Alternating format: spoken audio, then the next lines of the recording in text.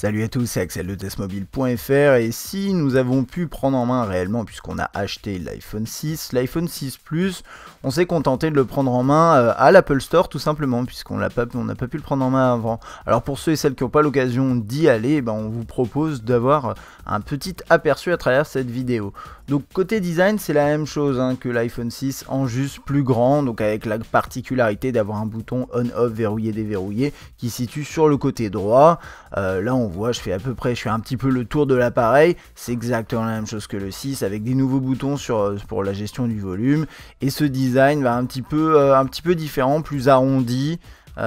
Ici on l'a en version or avec ces incrustations en plastique pour faire passer les ondes. C'est pas forcément très esthétique, mais ça dépend des goûts. En dessous on a le jack, le lightning bien entendu, et le haut-parleur. Pour comparer finalement la taille, là on voit avec l'iPhone 6 et l'iPhone 6 Plus, on voit bien la différence de taille. L'iPhone 6 Plus c'est quand même un appareil colossal de 5.5 pouces avec un écran Full HD contre du 4.7 de l'autre côté pour le 6 qui paraît vraiment petit, mais il faut pas oublier que le 6 est déjà plus grand que le 5 et le 5S, donc vraiment on a une montée en taille chez Apple qui est assez impressionnante. Alors le 6 Plus dans l'interface c'est la même chose que le 6 avec quelques exceptions en fait dans l'interface. Lié au fait que l'écran est plus grand. Donc là je vais faire un petit tour dans les trucs principaux, donc par exemple là le multitâche, alors ça c'est dans iOS 8 de base, mais c'est avec les contacts qui sont en accès rapide, la possibilité bien sûr de fermer des applications. Vous avez bien sûr le tiroir entre guillemets des notifications, il y a les notifications, il y a également tout ce qui est calendrier, météo, des espèces de widgets, ça on connaissait déjà. On peut bien sûr composer un numéro, appeler quelqu'un, c'est la moindre des choses. Les contacts sur le 6 Plus s'affichent avec un avatar sur le côté, ça c'est la petite particularité. On n'a pas ça sur l'iPhone 6.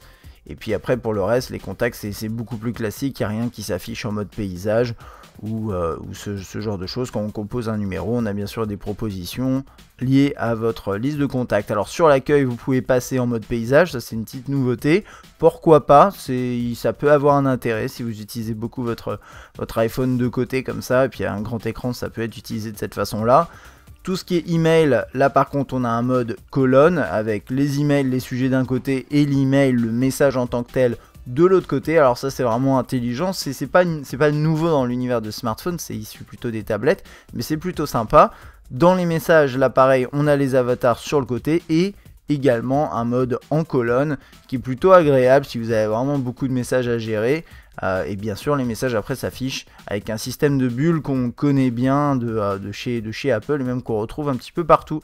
Alors la saisie texte elle est pas mal, c'est un nouveau clavier avec des propositions qui s'affichent, et ce que j'aime bien surtout c'est le ratio entre le message qui est au dessus et le clavier, et en fait on peut quasiment taper sur l'iPhone 6 Plus à une main. C'est un petit peu difficile, et puis sinon vous pouvez toujours passer en mode paysage avec vos 2 pouces.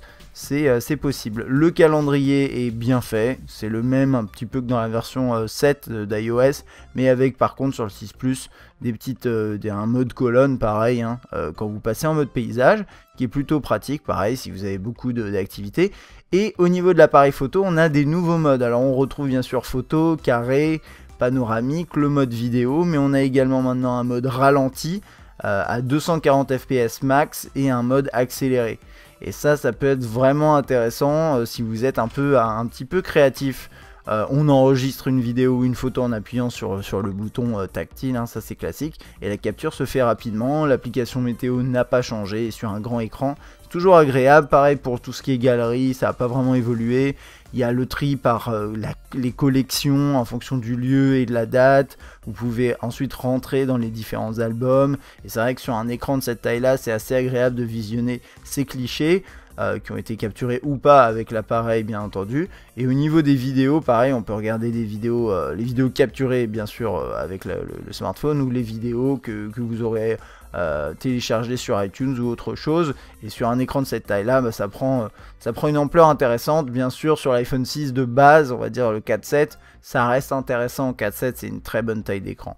On a également la nouvelle application de santé, alors qu'on découvre là vraiment en surface. Ça permet de traquer différents indicateurs, les calories dépensées, les pas effectués, votre poids, pouvez également retrouver des informations liées à la nutrition. Bon voilà, on va découvrir tout ça lors du test parce que là pour l'instant je suis allé assez vite là-dedans, donc j'ai pas eu l'occasion vraiment de comprendre comment ça fonctionnait. Mais ça a l'air assez complet si vous voulez vraiment suivre un côté activité et un côté vraiment santé, nutrition, ce genre de choses. Bien sûr, on retrouve Touch ID qui permet de sécuriser à la fois le déverrouillage de votre smartphone, mais également le paiement sur l'App Store ou iTunes. Alors il y a tout un tutoriel qui permet de configurer son empreinte, ça marche assez bien. Et puis après, c'est très fonctionnel. On l'avait testé sur le 5S, ça n'a pas vraiment changé hein, sur le 6 et le 6 Plus. Voilà, je pense que c'est à peu près tout hein, pour cette brève prise en main du 6 Plus. Je ne sais pas encore si on va le tester celui-ci, c'est possible, mais c'est pas sûr. On va commencer déjà par le test du 6 que nous avons en notre possession, tout simplement. Si vous avez des questions, n'hésitez pas, j'espère que cette vidéo vous a plu, et moi je vous dis à bientôt.